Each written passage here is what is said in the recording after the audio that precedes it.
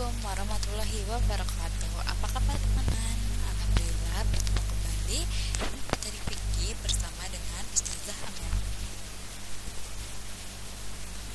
Materinya langkah selanjutnya kita Ustazah Amel izin untuk memimpin doanya ya. Sikap berdoa, tangannya diangkat, kepalanya ditundukkan. Doa sebelum belajar. Bismillahirrahmanirrahim. Rabbi zidni ilman warzuqni fahman. Amin. Langsung saja ya, Ustaz Amel akan menginformasikan terkait pembelajaran fikih. Yang pertama yaitu pastikan teman-teman duduk tegap. Yang kedua, pastikan fokus. Pastikan mengerjakan proyek. Dan yang terakhir, pastikan bekerja tuntas. Di alhamdulillah pertemuan ini kita akan melanjutkan kembali materi yang disampaikan di pekan kemarin, yaitu namun di pekan ini alhamdulillah akan dijelaskan terkait wajib-wajib sholat, sunnah sholat, dan juga hal yang membatalkan sholat. Langsung saja ya, Ustaz Amel menjelaskan terlebih dahulu dari yang pertama, yaitu wajib-wajib sholat. Pengertian dari wajib-wajib sholat yaitu adalah gerakan atau ucapan yang tidak boleh ditinggalkan dalam sholat. Jadi tidak boleh ada gerakan yang ditinggalkan karena itu adalah wajib hukumnya di dalam sholat. Nah, hukum meninggalkan wajib sholat yaitu jika meninggalkan secara sengaja maka hukumnya batal sholat dan tidak sah. Maka sholat harus diulangi lagi kalau kita sengaja. Kemudian yang kedua, kalau misalnya kita lupa, jika kita meninggalkan wajib sholat tersebut karena kita lupa, maka ada dua pilihan dapat dipilih atau ada dua pendapat yang dapat dilaksanakan. Yang pertama, jika seseorang mengingat telah meninggalkan rukun wajib sholat, dia melakukannya seperti lupa tadi. Kemudian ia mengingat ketika akan bangkit, boleh kembali, tidak perlu melakukan tahlil. Nah, kalau misalnya nih ya, kita tuh seharusnya kan awal tapi kita malah langsung berdiri. Tapi kita berdiri itu ternyata kita ingat nih, kita mau berdiri, kita ingat, oh iya aku belum tasyahud awal. Nah, kemudian kita boleh duduk kembali dan kita tidak perlu melaksanakan tahwid. Tapi kalau kejadiannya yang kedua ini, jika seseorang mengingat telah meninggalkan salah satu rukun wajib sholat setelah ia melakukan gerakan sholat selanjutnya seperti lupa tasyahud awal, kemudian ia mengingatkan ketika sudah berdiri dan membaca Al-Fatihah, maka ia tidak perlu kembali duduk untuk tasyahud awal dan cukup melakukan sujud sahwi sebagai salah wajib sholat. Nah, kalau misalnya kejadiannya kalian lupa nih belum tasyahud awal tapi kalian langsung berdiri saja, langsung berdiri dan udah membaca Al-Fatihah. Nah, pas lagi baca Al-Fatihah kalian baru ingat, oh iya tadi aku belum tasyahud awal. Maka kalian tidak perlu lagi, nggak ingin lagi, tapi kalian nanti cukup melakukan tahwi sebagai pengganti kesalahan yang tadi kalian lakukan. Begitu. Nah, adapun pengertian dan tata tahwi ini adalah dimulai dari pengertian terlebih dahulu ya. Nah, pengertiannya yaitu secara bahasa yaitu sahwi artinya lupa atau lalai. Kalimat asfu fi syai'in artinya meninggalkan tanpa sengaja atau tidak tahu. Secara istilah, sujud sahwi adalah sujud dengan tujuan untuk menambal kekurangan tanpa mengulangi sholat. Jadi kita tidak perlu mengulangi sholat, kita bisa menambal kekurangan kita, atau kalau kita lupa kita bisa menambahkannya dengan cara melaksanakan sujud sahwi. Nah, bagaimana sih cara sujud sahwi ini? Jika seseorang mengingat bahwa ia telah meninggalkan salah satu rukun wajib sholat setelah salam, maka dapat melakukan sujud sahwi ketika mengingatnya atau setelah sholat tuntas. Dalilnya adalah sebagai berikut. Ibnu Mas'ud radhiyallahu anhu mengatakan, pada suatu ketika Rasulullah Shallallahu alaihi wasallam mengerjakan sholat zuhur 5 rakaat. Beliau kemudian ditanya, apakah jumlah rakaat ini memang ditambah? Jadi sahabatnya Rasulullah bertanya kepada Rasulullah, apakah jumlah rakaat ini memang ditambah? Nah, kemudian Nabi Shallallahu Alaihi Wasallam menjawab, mengapa demikian? Lalu sahabat yang tadinya menjadi makmum mengatakan, Anda telah melaksanakan salat zuhur 5 rakaat. Nah, ternyata Rasulullah ini kelupaan, sholatnya kelebihan, malah 5 rakaat, padahal salat zuhur itu 4 rakaat. Lantas beliau pun sujud sebanyak 2 kali setelah selesai salam. Jadi Rasulullah itu tahu kalau Rasulullah sudah diingatkan bahwa kelebihan rakaat, maka Rasulullah langsung sujud sebanyak 2 kali setelah selesai salam tersebut. Itu dijelaskan pada hadis riwayat Bukhari. Nah, jika seseorang ragu akan bilangan rakaat atau ragu bahwa ia telah meninggalkan salah satu rukun wajib sholat, maka seseorang tersebut dapat melaksanakan sahwi baik sebelum salam ataupun setelah salam. Jadi boleh dilaksanakan sebelum salam ataupun setelah salam ya teman-teman. Nah, di sini sudah ada dalilnya. Jika salah seorang di antaramu ragu dalam sholatnya hingga tidak tahu berapa rakaat yang sudah dikerjakan, apakah 3 atau 4, maka ia harus menghilangkan keraguan tersebut dan menetapkan mana yang lebih diyakini. Setelah itu hendaklah ia sujud sebanyak 2 kali sebelum salam. Ini hadis yang pertama, hadis riwayat Muslim. Namun pada hadis yang kedua, namun bisa juga dilaksanakan ketika teman-teman setelah tuntas mengucapkan salam, setelah assalamualaikum warahmatullahi wabarakatuh, terus teman-teman mau langsung sujud sahwi, itu boleh. Di sini ada tata caranya. Yang pertama yaitu melakukan pertama dan membaca doa sujud. Yang kedua yaitu duduk tanpa perlu membaca apapun, kemudian melaksanakan sujud kedua dengan bacaan yang sama seperti yang telah dijelaskan. Dan yang terakhir, setelah sujud kedua duduk kembali lalu melakukan salam. Jadi itu 2 kali, dan ketika sujud teman-teman membaca bacaan sujud sahwi tersebut. Doanya itu nanti akan dijelaskan. Nah, di sini dulu pertama, adapun doa yang dibaca pada saat sujud sahwi menurut sebagian ulama tidak ada doa khusus yang dibaca pada saat sujud sahwi. Diriwayatkan dari Abu Hurairah radhiyallahu anhu, wahai Rasulullah, apakah sholat dipendekkan atau Anda lupa? Nah, Nabi Shallallahu Alaihi Wasallam menengok ke kanan dan ke kiri lalu bersabda, betulkah apa yang dikatakan oleh Dzul-Yadain tadi? Jawab mereka, betul wahai Rasulullah, engkau sholat hanya 2 rakaat. Lalu beliau sholat 2 rakaat lagi lalu memberi salam. Sesudah itu beliau bertakbir lalu bersujud, kemudian bertakbir lagi lalu beliau bangkit, kemudian bertakbir kembali lalu beliau sujud kedua kali. Sesudah itu bertakbir lalu beliau bangkit. Hadis riwayat Bukhari nomor 1229 dan Muslim nomor 573. Nah, itu tadi ternyata tidak ada bacaan khusus ketika kelupaan rakaatnya. Namun di pendapat kedua, sebagian ulama telah memberikan penjelasan bahwa disunahkan membaca doa pada saat sujud sahwi. Di antaranya salah satu doanya adalah sebagai berikut. Doanya adalah Subhana man la yanamu wa la yashu, artinya maha suci zat yang tidak mungkin tidur dan lupa. Namun yang paling tidak diperselisihkan bacaan sahwi adalah sama seperti bacaan pada umumnya, sehingga boleh dibaca Subhana Rabbiyal A'la wa bihamdi. Itu kalau bacaan sujud biasa. Nah, kalau teman-teman mau baca sahwinya menggunakan Subhana Rabbiyal A'la, itu juga boleh. Tapi menurut Ustazah Amel, biasanya Ustazah Amel kalau lupa membacanya Subhana man la yanamu wa la yashu, karena artinya sangat cocok dengan keadaan kita, yaitu kita itu sedang lupa, namun Allah itu maha suci zat yang tidak pernah tidur dan juga tidak lupa. Begitu.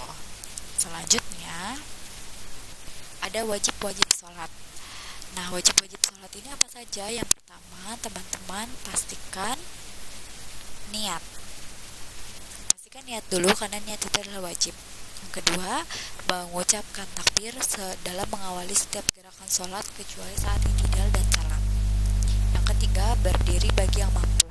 Di dalam hadisnya sudah dijelaskan sesuai dengan sabda Nabi kepada Imran bin Al-Husain radhiyallahu anhu, sholatlah kamu dalam keadaan berdiri. Jika tidak mampu, maka sholatlah dalam keadaan duduk. Jika tidak mampu, maka sholatlah kamu sambil berbaring. Nah, kalau kalian nih gak mampu berdiri, boleh sambil kalian duduk juga masih gak mampu, boleh silakan sambil berbaring. Terus kalau kalian sambil berbaring juga gak mampu, ya itu mah disolatkan aja. Soalnya gak ada dong orang yang gak kuat berbaring juga. Kalau orang yang udah gak kuat berbaring mah udah meninggal artinya. Jadi teman-teman pastikan berdiri kalau teman-teman masih mampu, karena itu adalah wajib sholat. Kemudian yang keempat yaitu membaca Al-Fatihah. Rasulullah Shallallahu Alaihi Wasallam bersabda, tidak ada sholat bagi orang yang tidak membaca Al-Fatihah, karena Al-Fatihah itu wajib. Jadi tidak ada sholat yang tidak membaca Al-Fatihah, semuanya pasti membaca Al-Fatihah. Yang kelima yaitu menundukkan kepala, tidak mengangkatnya, dan disejajarkan dengan punggung beberapa saat sehingga tenang dalam ruku. Begitu pula meletakkan kedua tangan di atas lutut dengan sebaik-baiknya, lalu merenggangkan jari-jari seolah-olah menggenggam kedua lutut. Sudah ada gambarnya di samping, bisa diperhatikan. Contohnya seperti itu. Punggungnya lurus, sejajar dengan kepalanya, tangan berada di atas lutut untuk menjaga keseimbangan, dan pastikan sholat ruku kita yaitu tumanina atau tenang sejenak gitu. Kemudian di sini juga sudah ada hadisnya sesuai dengan hadis sebelumnya. Setelah itu rukulah hingga kamu tenang dalam rukumu. Lalu ada juga dalam riwayat lain, sesungguhnya Rasulullah Shallallahu Alaihi Wasallam menunduk sehingga tenang di atas lututnya. Hadis riwayat Bukhari. Nah, selanjutnya yang keenam, i'tidal, kembali berdiri dari hadis sebelumnya. Kalau i'tidal yaitu mengangkat punggung dari ruku sehingga posisinya kembali berdiri dengan syarat harus tumaninah dengan hadis yang sudah tertera, bangunlah hingga berdiri tegak, hadis riwayat Muslim. Jadi berdiri dulu sejenak, kemudian baru dilanjutkan dengan yaitu sekurang-kurangnya meletakkan kedua lutut, kedua telapak tangan dengan seluruh jarinya, begitu pula dahi dan ditempelkan ke lantai dan menegakkan kedua kaki serta menghadap ke ujung jari ke kiblat, begitu pula bertumaninah dalam sujud sesuai dengan hadis. Lalu berselah hingga kamu tenang dalam sujud. Di situ ada gambar orang yang sedang bersujud. Kalau ketika sedang bersujud, tangan kita menempel ke lantai, kaki lutut kita menempel ke lantai, jari kita pastikan menempel ke lantai dan lurus menghadap ke kiblat. Jidat dan hidung kita harus menempel ke lantai karena itu adalah wajib. Selanjutnya, duduk antara kedua sujud dalam keadaan tumaninah. Di sini juga hadisnya sudah ada, ambil kesimpulannya saja, bangunlah hingga kamu tenang dalam dudukmu. Setelah teman-teman bangun, itu duduk di antara dua sujud, yang doanya Rabbik firli warhamni wajiburni warfa'ni warzuqni wahdini wa'afini wa'afu'ani. Ya, itu dia doanya. Kemudian yang ke-9 membaca tasyahud akhir atau kedua. Rasulullah Shallallahu Alaihi Wasallam mengajarkan kami membaca tasyahud seperti beliau mengajarkan surat Al-Quran. Itu tasyahud. Nah, kemudian yang ke-10 duduk untuk bertasyahud akhir kedua. Maka bila mana kamu mengangkat kepalamu dari sujud terakhir dan duduk sebatas bacaan tasyahud, maka salatmu telah sempurna. Muttafaq alaih. Jadi kalau kalian sholat sampai dengan tasyahud akhir, berarti sholatmu itu sudah sempurna. Apalagi kalau dengan wajib-wajib sholat. Selanjutnya yaitu yang terakhir tertib, yaitu seluruh rukun sholat yang disebut di atas dilakukan dengan tertib pada waktu sholat. Rasulullah Shallallahu Alaihi Wasallam bersabda, sholatlah kalian sebagaimana kalian melihat sholat. Jadi sholatnya harus sesuai dengan urutan, tidak berputar-putar urutannya. Misalnya harusnya kan ruku dulu baru sujud, tapi kalian malah sujud dulu baru ruku. Nah, itu tidak boleh karena itu tidak tertib dan tidak sesuai, otomatis sholatnya juga tidak sah. Jadi kita harus tertib karena itu adalah wajib sholat. Selanjutnya, oh iya sebelumnya sebelum tartib itu ada salam dulu teman-teman. Jadi setelah tasyahud akhir, teman-teman mengucapkan salam dulu, sambil nengok ke kanan sambil mengucap salam, assalamualaikum warahmatullah. Itu dibaca ketika sambil menengok ke kanan. Itu sudah ada gambarnya ya, contohnya. Baru teman-teman tertib setelah itunya. Langsung Ustaz Zamil akan menjelaskan terkait sunnah-sunnah sholat. Sunnah-sunnah sholat itu apa saja? Yang pertama, niat, sama ya seperti tadi. Yang kedua, menaruh tangan kanan di atas tangan kiri ketika kita bersedekap. Lihat sudah ada gambarnya, pastikan tangan kanan yang di atas, karena itu sunnahnya. Bukan tangan kiri yang di atas, tapi tangan kanan yang berada di atas ketika sedang bersedekap. Yang ketiga, membaca doa iftitah yang suka teman-teman baca, Allahumma ba'id baini wa baina khotoyaya. Nah, itu adalah doa iftitah. Dan yang keempat yaitu membaca ta'awuz. Setelah teman-teman tuntas membaca doa iftitah, langsung dilanjut membaca ta'awuz, a'udzubillahi minasyaitonirrajim, karena Rasulullah pun sama jika hendak sholat beliau membaca doa iftitah kemudian dilanjut dengan membaca ta'awuz atau a'udzubillahi minasyaitonirrajim. Setelah membaca ta'awuz, teman-teman dilanjutkan dengan membaca basmalah, bismillahirrahmanirrahim, lalu dilanjutkan dengan membaca al-fatihah. Lalu setelah tuntas membaca al-fatihah, disunahkan untuk mengucapkan kata amin setelah membaca al-fatihah. Benar kan? Ghairil maghdubi alaihim waladdallin, amin, gitu kan ya teman-teman ya. Nah, itu sunnah. Setelah itu boleh dilanjutkan dengan membaca surat setelah surat al-fatihah.